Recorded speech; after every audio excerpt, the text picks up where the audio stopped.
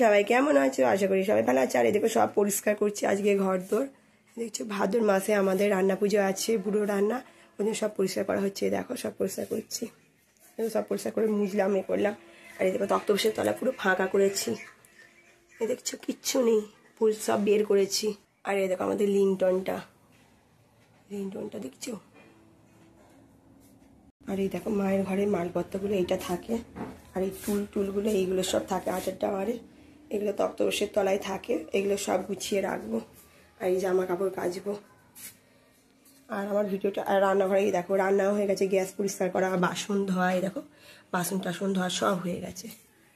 আর আমার ভিডিওটা যদি প্লিজ ভালো লেগে থাকে প্লিজ একটা কমেন্ট করে জানিও, আর লাইক করো, শেয়ার করো, আর সাবস্ক্রাইব করে আমার চ্যানেলটার পাশে থেকো। আর আমার গলার ভয়েসটা এখনও ঠিক হয়নি, তার জন্য আমি সরি চাইছি সবাইকে গলার ভয়েসটা এরকমের জন্য।